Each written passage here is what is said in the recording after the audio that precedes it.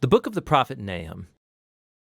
This short prophetic book is a collection of poems announcing the downfall of one of Israel's worst oppressors, the ancient empire of Assyria, and its capital city, Nineveh. The Assyrians arose as one of the world's first great empires, and their expansion into Israel resulted in the total destruction and exile of the northern kingdom and its tribes. The Assyrian armies were violent and destructive on a scale that the world had never seen before, and so Israel and its neighbors were awaiting the downfall of Assyria, which eventually came in the year 612 BC. The Babylonians rose up and began a rebellion that overtook Nineveh and brought down the Assyrian Empire. And so chapter 2 depicts the fall of Nineveh in vivid poetry, and chapter 3 then explores the downfall of the empire as a whole.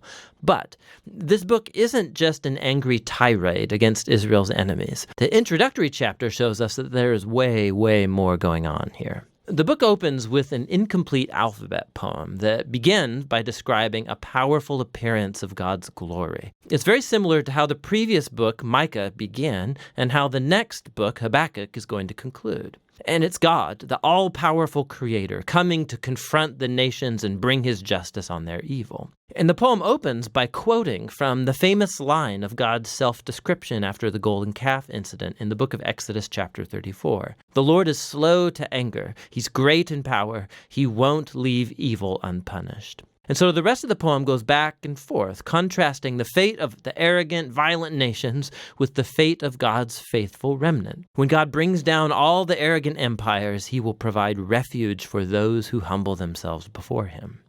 Now, here's what's really interesting, is that you thought this book was only about Assyria, but Nahum actually nowhere mentions Nineveh or Assyria in chapter 1.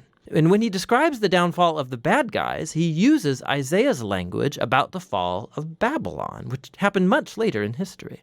And not only that, Nahum also describes the downfall of the bad guys as good news for the remnant of God's people. It's a direct allusion to Isaiah's good news about the downfall of Babylon. And so all these little details from chapter 1, they come together to make a key point. For Nahum, the fall of Nineveh is being presented as an example, as an image of how God is at work in history in every age, how he won't allow the arrogant or violent empires of our world to endure forever. And so the message of Nahum is actually very similar to that of Daniel.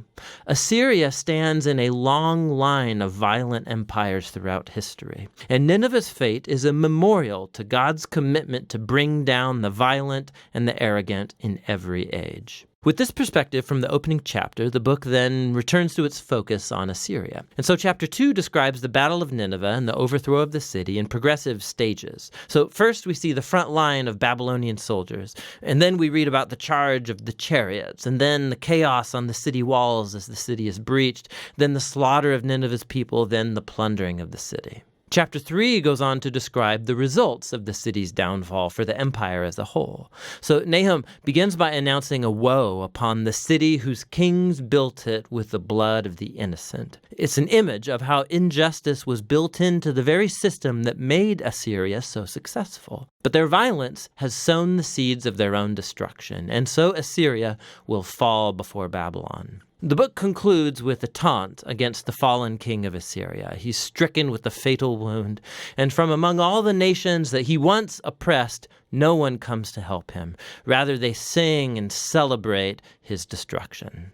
And that's how the book ends.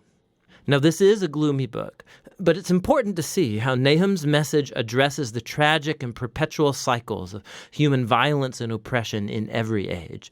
Human history is filled with tribes and nations elevating themselves and using violence to take what they want, resulting in the death of the innocent. And the Book of Nahum uses Assyria and Babylon as examples to tell us that God is grieved and that he cares about the death of the innocent, and that his goodness and his justice compel him to orchestrate the downfall of oppressive nations. And God's judgment on evil is good news, unless, of course, you happen to be Assyria. Which brings us all the way back to the conclusion of that opening poem in chapter 1, which tells us that the Lord is good and a refuge in the day of distress. He cares for those who take refuge in him. And so the little book of Nahum invites every reader to humble themselves before God's justice and to trust that in his time he will bring down the oppressors of every time and place. And that's what the Book of Nahum is all about.